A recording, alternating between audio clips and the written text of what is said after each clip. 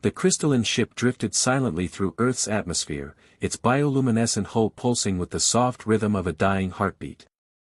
Inside the vessel's observation deck, Princess Zara of Altair pressed her palm against the transparent wall, her violet eyes reflecting the city lights of New York below. Her skin held the ethereal quality of starlight, pale blue with veins that glowed faintly silver beneath the surface. Long, platinum hair cascaded down her back like liquid moonbeams, while her elegant frame was draped in flowing robes that seemed to shimmer with their own inner light. "The third planet is beautiful," whispered Naya, Zara's closest friend and companion since childhood. Where Zara possessed the regal bearing of royalty, Naya carried herself with the quiet confidence of a guardian.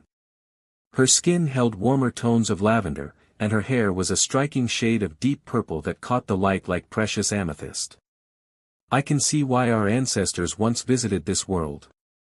Zara's expression remained troubled, her fingers tracing patterns of anxiety against the wall. "Beautiful, yes. But we're not here as tourists, Naya. What we're planning." She couldn't finish the sentence, the moral weight of their mission pressing down upon her like a physical burden. "You're having doubts again," Naya observed, moving to stand beside her princess. Their friendship transcended the boundaries of rank, they had grown up together, shared dreams and fears, and now faced the most desperate hour of their civilization together. "How can I not?" Zara's voice barely rose above a whisper. "We're about to disrupt the lives of innocent beings. Take them from their world, their families, their dreams. All for our survival." Naya placed a gentle hand on her friend's shoulder, the touch conveying years of shared understanding. "Would you rather watch our people fade into nothing? The plague has already claimed so many. Every day we delay, more of our kind slip away into the void." The cosmic plague had been swift and merciless. Within a single orbital cycle, it had rendered every male on Altair infertile, turning their once thriving civilization into a graveyard of broken dreams.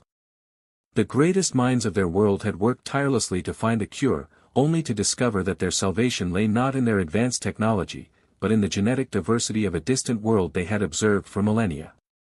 The Council's research was thorough, Naya continued, her voice taking on the tone she used when reciting difficult truths.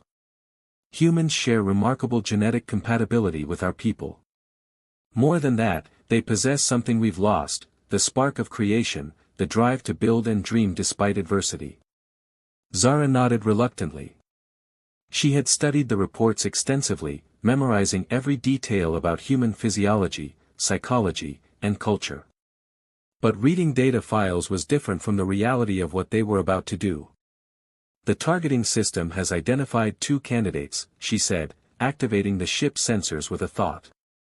The display materialized before them, showing 2 human males in different parts of the city below. The first was in a glass-walled office building, hunched over architectural plans that covered every surface of his workspace. Even from this distance, Zara could see the passion in his movements as he sketched, erased, and redesigned. His dark hair fell across his forehead as he worked, and there was something about his dedication that made her chest tighten unexpectedly. "Marcus Reeves," she read from the data stream. Age 28, architect specializing in sustainable housing for underprivileged communities. Orphaned at 12, worked his way through university. No close family ties. The last detail had been crucial in their selection process. Fewer complications meant less disruption to human society. The second target was several miles away, sitting on the steps of a subway entrance with a battered acoustic guitar. His music drifted up through the evening air, a melody both haunting and hopeful that seemed to speak directly to something deep within Naya's soul. His lighter brown hair caught the streetlight, and his clothes spoke of artistic choices rather than financial necessity. Devin Matthews, 26, musician and part-time music teacher, Zara continued. Parents deceased, no siblings.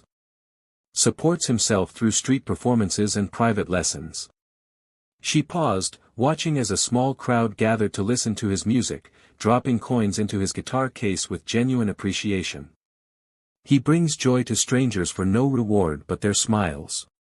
Naya's expression had softened as she watched Devin play. Listen to that melody, she breathed. I've never heard anything like it.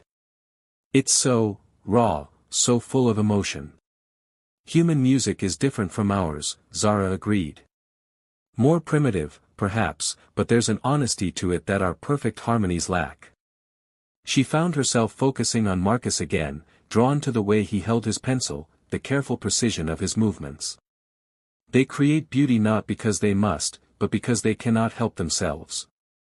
The ship's bioneural systems hummed quietly around them, processing atmospheric data and scanning for any signs of detection. Their technology was so far advanced beyond human capabilities that they might as well have been invisible, but Zara took no comfort in their superiority. If anything, it made their actions feel more predatory. The genetic compatibility ratings are nearly perfect for both subjects, Naya reported, though her voice lacked enthusiasm. She, too, was struggling with the ethical implications of their mission. Our offspring would carry the best traits of both species, human creativity and adaptability, combined with our longevity and natural resilience. Zara watched Marcus suddenly look up from his work, stretching tired muscles and moving to his office window. For a moment, it seemed as though he was looking directly at their ship, though she knew that was impossible. Still, something in his expression, a mixture of longing and determination, struck her unexpectedly. Here was someone who understood the weight of responsibility, who carried the hopes of others on his shoulders. He designs homes for those who have none, she murmured, more to herself than to Naya. And Devon gives music to those who have forgotten how to dream, Naya replied, her own gaze fixed on the street musician. They stood in silence for several minutes, each lost in their own thoughts. The fate of their entire civilization rested on the decision they were about to make, yet all Zara could think about was the gentle expression on Marcus's face as he returned to his work, and the way Devon's music seemed to wrap around her heart like a warm embrace. We could find others, she said finally. The compatibility scans identified dozens of potential candidates. Naya shook her head. You know we can't. Every day we delay, our people grow weaker. The Council's patience is already stretched thin. If we don't act now, they'll send the military unit instead. The unspoken implication hung between them, a military retrieval would be far less gentle than what they were planning. Zara closed her eyes, feeling the weight of her crown even though she wasn't wearing it. Then we proceed with the original plan. But Naya? She turned to face her friend, violet eyes shimmering with unshed tears. Promise me that no matter what happens, we'll treat them with the dignity they deserve. They're not just genetic material, they're living beings with hopes and fears and dreams of their own. I promise, Naya replied solemnly. We'll make them understand. We'll show them that this isn't just about our survival, it's about the future of both our peoples. As their ship began its descent toward the city below, both women felt the crushing responsibility of their mission. They were about to change the course of two civilizations forever, and neither of them could shake the feeling that their own hearts were about to be forever altered as well. Marcus stirred from the deepest sleep he'd experienced in months, his consciousness slowly surfacing like a diver ascending from peaceful depths. The exhaustion from pulling 3 consecutive all-nighters on the Morrison housing project had finally caught up with him, and he'd collapsed on his office couch sometime after midnight. But something felt different now, the air tasted sweeter, charged with an energy that made his skin tingle, and the quality of light filtering through his eyelids was unlike anything he'd ever experienced. When he finally opened his eyes, his breath caught in his throat. Instead of the familiar clutter of his office, he found himself lying on what appeared to be a platform made of living crystal. The surface beneath him pulsed with gentle bioluminescence, warm and comfortable despite its alien appearance. The chamber around him was vast and beautiful, with walls that seemed to be grown rather than built, their surfaces rippling with patterns of light that responded to his movements. This has to be a dream, he whispered, his voice echoing strangely in the space. But the sensations were too vivid, too real. The air hummed with a subtle vibration that he could feel in his bones, and when he sat up, his muscles protested with very real soreness from his awkward sleeping position. A soft sound from across the chamber drew his attention, and he turned to see another crystal platform identical to his own. On it lay a figure he recognized, Devon, the street musician he'd seen performing near the subway entrance just 2 nights ago. The other man was beginning to stir, his guitar somehow transported with him and lying protectively across his chest. "Hey," Marcus called softly, not wanting to startle him. "Are you okay?" Devon's eyes snapped open, revealing warm brown irises that quickly filled with confusion and alarm. He sat up abruptly, clutching his guitar, and took in their surroundings with the wide-eyed expression of someone trying to process the impossible. What is this place?" Devon's voice carried the measured cadence of someone fighting panic. "The last thing I remember was falling asleep on my fire escape after practicing. This definitely isn't my apartment." Before Marcus could respond, a section of the chamber's wall dissolved like morning mist, revealing an entrance through which 2 figures glided with otherworldly grace. Marcus's architectural mind immediately noted that they moved as if gravity held less sway over them, their steps light and flowing like dancers underwater. But it was their appearance that truly stole his breath. The taller of the 2 possessed an ethereal beauty that seemed to belong in the realm of dreams rather than reality. Her skin held the pale luminescence of moonlight on water, with silver veins that traced delicate patterns beneath the surface. Platinum hair cascaded past her shoulders in waves that seemed to move with their own subtle current, and her eyes were the deep violet of twilight skies. She wore robes that shimmered like liquid starlight, and when she moved, Marcus caught glimpses of the elegant curves beneath the flowing fabric. Her companion was no less striking, though her beauty carried warmer tones. Lavender skin was complemented by hair the color of deep amethyst, and her movements suggested both strength and grace. Where the first carried herself with unmistakable regality, this one moved with the fluid confidence of a protector, though her expression held genuine kindness. "Please don't be afraid," the platinum-haired woman said, her voice carrying musical overtones that seemed to resonate directly in Marcus's chest. "I know this must be incredibly confusing and frightening, but we mean you no harm."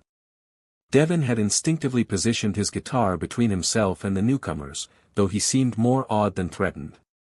"You're not human," he said, his voice holding wonder rather than accusation. "No, we're not," the purple-haired woman replied, her smile gentle and reassuring. "My name is Naya, and this is Princess Zara. We come from a world called Altair, many light years from your Earth." "Princess." Marcus found his voice, though it came out rougher than intended. He cleared his throat and tried again. "As in, actual royalty?" Zara's cheeks took on a subtle silver flush, and Marcus realized with surprise that she was blushing. "It's a ceremonial title, mostly. Our society is quite different from yours." She moved closer, and Marcus caught a scent like rain on summer flowers. "I know you must have 1,000 questions, and I promise we'll answer them all. But first, are you hurt?" The translation field can sometimes cause disorientation. Translation field. Devon lowered his guitar slightly, his musician's ear apparently picking up on something Marcus had missed. "Is that why you sound like you're speaking English, but there's something underneath it? Like harmonies I can almost hear?" Naya's expression brightened with genuine delight. "You have remarkable auditory sensitivity." "Yes, we're speaking our native language, but the field translates our words directly into your neural pathways. Most beings can't detect the underlying harmonic structure." Devon's fear began to shift toward fascination. "That's incredible. The mathematical precision required for something like that." He trailed off, then seemed to remember their situation. "But that doesn't explain why we're here. Did you take us?" The question hung in the air like a physical weight. Zara's expression crumpled slightly, and Marcus saw genuine anguish in those violet eyes. "Yes," she said simply. "We brought you aboard our ship while you slept. And I cannot begin to express how sorry I am for violating your consent in that way." "But why?" Marcus stood from the crystal platform, noting that his clothes were unchanged and he felt completely unharmed. "What could you possibly want with us?" Zara exchanged a look with Naya, and Marcus caught something pass between them, a conversation conducted in glances and subtle expressions that spoke of deep friendship and shared burden. When Zara turned back to them, her regal composure had slipped, revealing raw vulnerability underneath. "Our people are dying," she said, her voice barely above a whisper.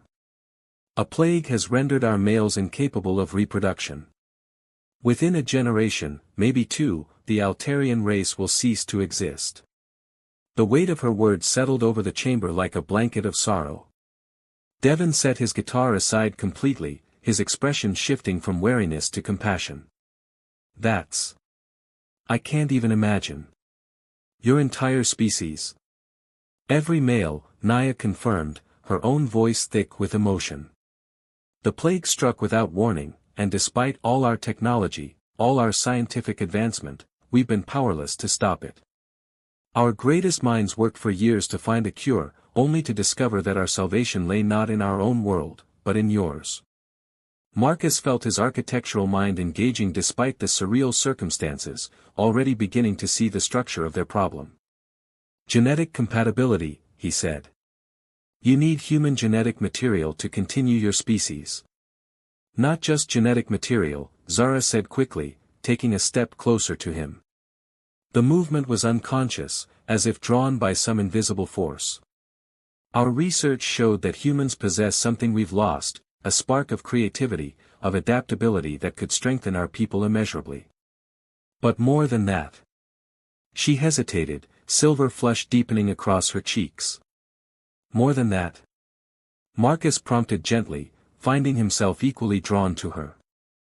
There was something about her vulnerability, the way she carried such enormous responsibility with quiet dignity, that stirred something protective deep in his chest. "Our bonding rituals require emotional connection," Naya explained when Zara seemed unable to continue. "We cannot simply take genetic samples and create offspring. For our reproduction to be successful, there must be genuine affection, trust, even love between the partners." Devon's eyebrows rose. "So you're not just looking for donors. You're looking for..." He glanced between the two alien women, understanding dawning in his expression.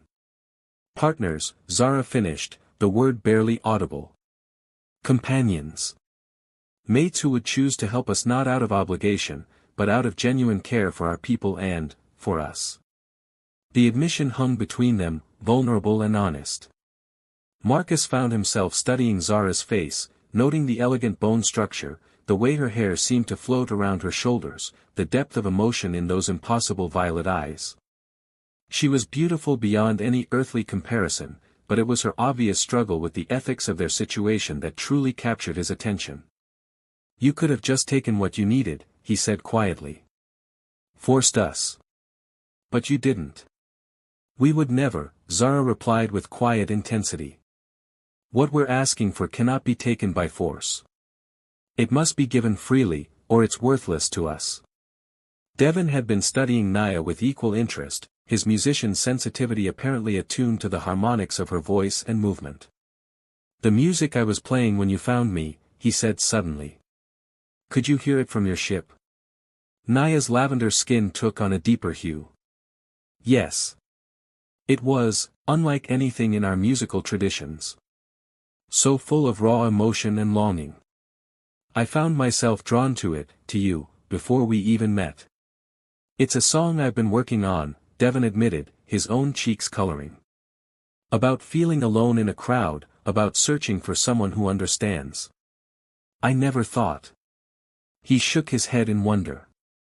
Marcus watched the interplay between them with growing fascination. Despite the impossible circumstances, despite being taken from their world without consent, he found himself genuinely intrigued by these alien women. Zara's combination of strength and vulnerability, her obvious moral struggle with their desperate mission, spoke to something deep in his architect's soul, the desire to build something beautiful and lasting, even in the face of seemingly impossible odds. "Show us," he said suddenly, the words escaping before he'd fully thought them through. "Show you what?"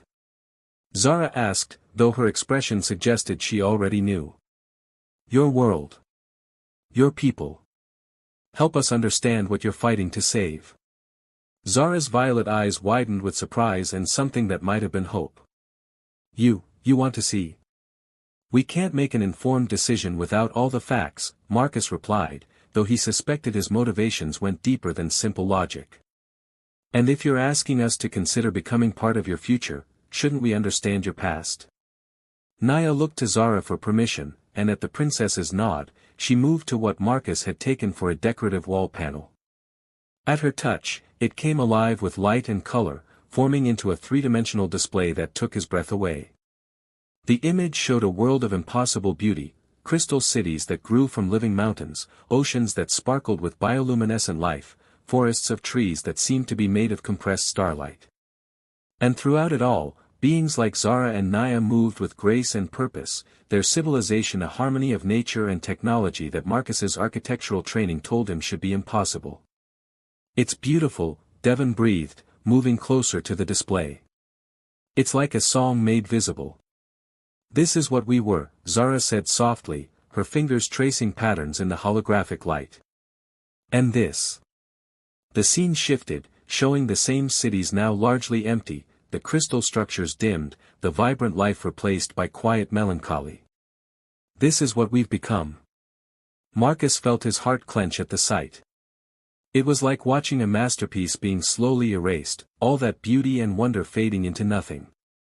Without thinking, he reached out and covered Zara's hand with his own. Her skin was warm despite its ethereal appearance, and he felt a small shock pass between them at the contact. "I'm sorry," he said simply. "I can't imagine watching your world die like that." Zara turned her hand over, palm up, and their fingers intertwined naturally. "Thank you," she whispered. "It means more than you know to have someone understand." Devon had moved closer to Naya, drawn by her explanation of their musical traditions and the way her voice carried subtle harmonies when she spoke of her world.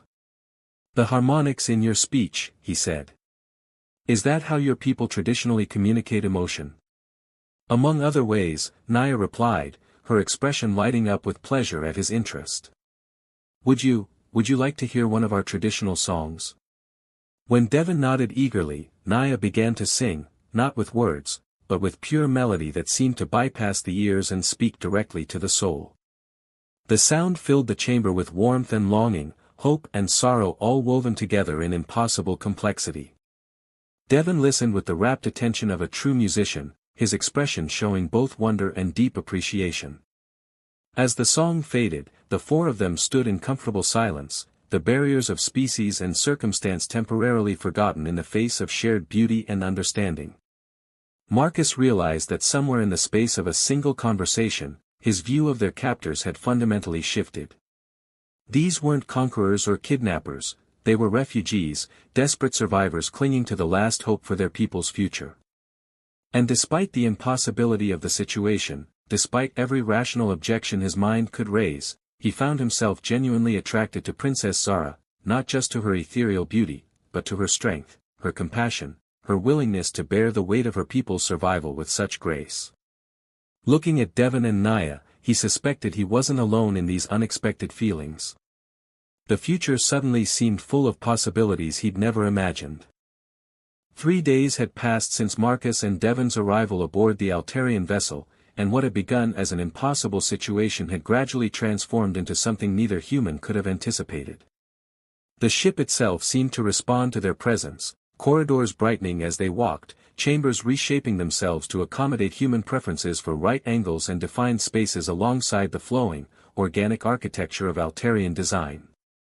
Marcus found himself spending most of his time in what Zara called the design chambers, holographic spaces where thoughts could be given form and tested against the laws of physics.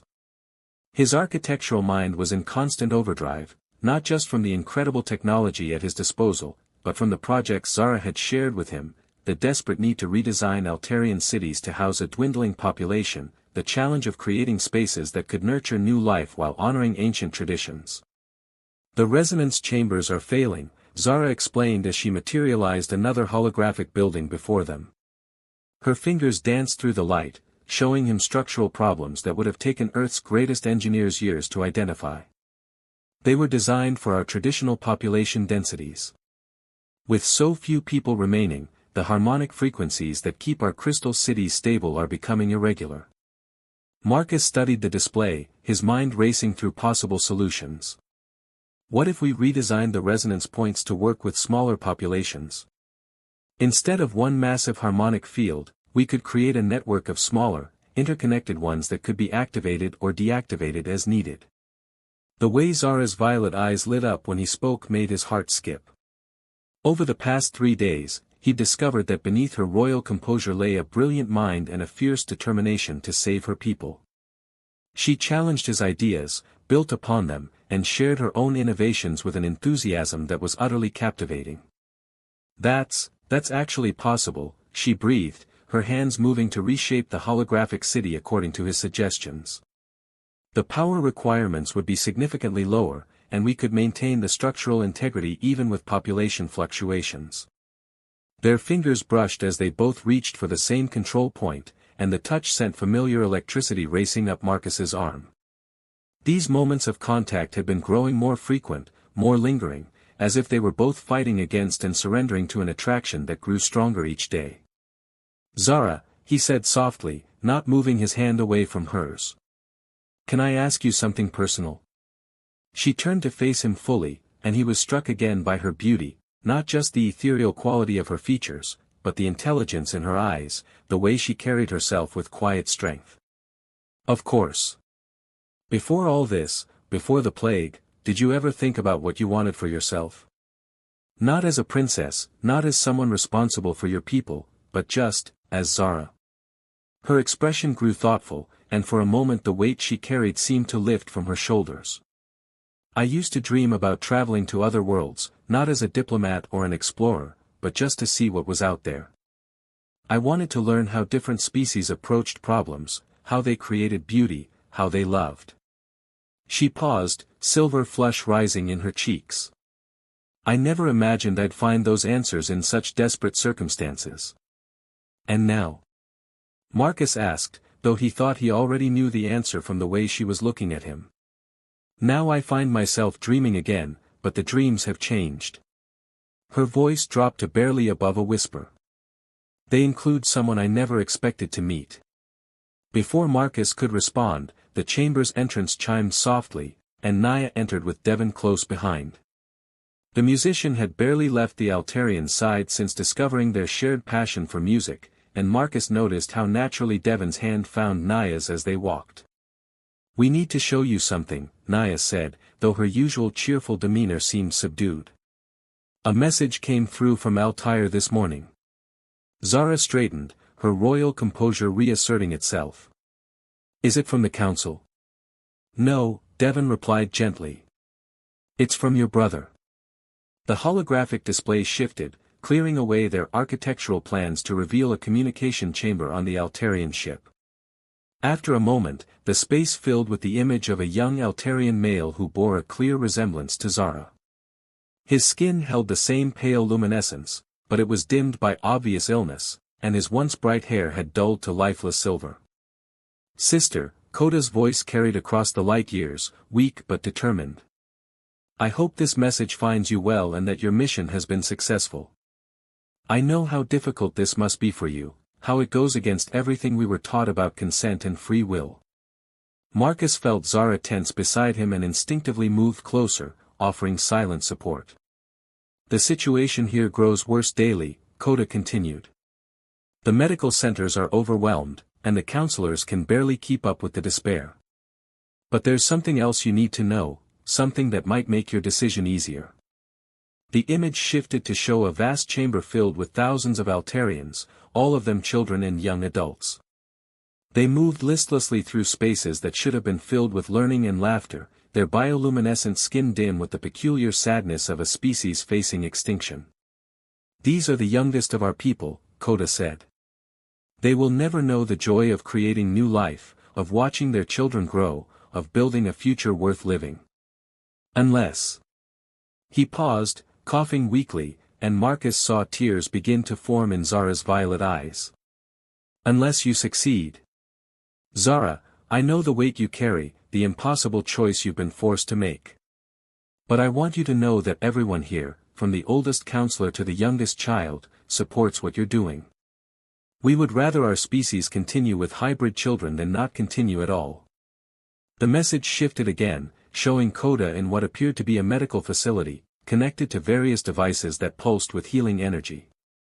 I may not be here when you return, he said, his voice growing even weaker. The physicians say I have perhaps a few more weeks. But if you succeed, if you find a way to save our people, then my death will have meaning. The children will have a future. The image began to fade, but Coda's final words carried clearly across the void, be happy, sister. Whatever you choose, choose it for love, not just duty. Our people need hope as much as they need children. The communication ended, leaving the chamber in heavy silence. Zara stood motionless, tears flowing freely down her cheeks, and Marcus felt his heart break for her. Without hesitation, he pulled her into his arms, feeling her trembling against his chest. I'm so sorry, he whispered into her hair. I'm so sorry you have to carry this burden. He's dying, she sobbed against his shoulder. My little brother who used to chase light moths in the crystal gardens, who composed his first song before he learned to speak properly. He's dying, and I can't save him. Devon had moved to comfort Naya, who was also crying quietly. How many more like him? He asked gently. Thousands, Naya replied, her voice thick with emotion. The youngest generation is beginning to succumb to depression and what your people might call a broken heart. They see no future for themselves, no reason to continue learning or growing or creating. Marcus held Zara tighter, feeling the full weight of what she was asking of them. This wasn't just about genetic compatibility or species survival, it was about hope itself, about giving an entire civilization a reason to believe in tomorrow. Zara, he said softly, waiting until she looked up at him with those tear-filled violet eyes. What exactly would happen if Devon and I agreed to help? What would the process actually involve? She pulled back slightly, wiping at her tears with the back of her hand. Our reproductive biology is different from yours. The genetic bonding requires not just physical compatibility, but emotional resonance. The closer the bond between partners, the more successful the outcome. You mean we'd need to actually? Devon began, then trailed off, his cheeks reddening. Fall in love, Naya finished gently. Yes. Our people cannot create new life without genuine affection between partners. It's not just about combining genetic material, it's about combining souls, dreams, hopes for the future. Marcus found himself studying Zara's face with new intensity. Over the past 3 days, he'd felt himself growing more attracted to her with each conversation, each shared moment of discovery. Her intelligence challenged him, her compassion moved him, and her strength in the face of impossible odds inspired him. Was he already falling in love with her? The thought should have terrified him, but instead it felt like the most natural thing in the world. And if we did this, he said carefully, if we formed these bonds and helped create new life, what would happen to us? Would we be expected to return to Earth and pretend none of this happened? Zara's expression grew uncertain. We hadn't planned that far ahead. The immediate need was so desperate that we focused only on the initial stages. But Marcus, Devon, you have to understand, any children born from these unions would be part of both our species. They would need parents who could guide them in understanding their dual heritage. You're saying we'd need to stay, Devon observed, though he didn't sound distressed by the prospect. Not necessarily permanently, Naya said quickly. Our technology allows for travel between worlds. You could maintain connections to your home while being part of your children's lives. But yes, they would need both parents involved in their upbringing. Marcus looked at Devon, seeing his own thoughts reflected in the other man's expression. 3 days ago, they'd been living ordinary lives on Earth, satisfying perhaps, but limited in scope. Now they were being offered the chance to be part of something extraordinary, to help save an entire species while potentially finding love beyond anything they'd ever imagined. Can we see more of your world? Marcus asked suddenly. Not just the empty cities, but the places where your people still live. I want to understand what we'd be helping to preserve. Zara nodded, moving to the controls with renewed purpose. The chamber around them dissolved, replaced by a vast holographic display that transported them directly to Altair. They stood in what appeared to be a gathering place, surrounded by hundreds of Altarians of all ages.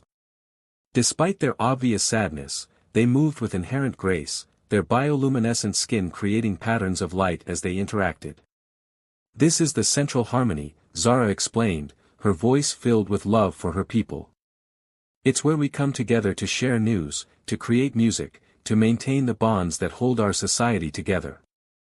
Marcus watched in fascination as groups of Altarians created elaborate light displays with their bodies, while others wove songs that seemed to make the very air shimmer with color.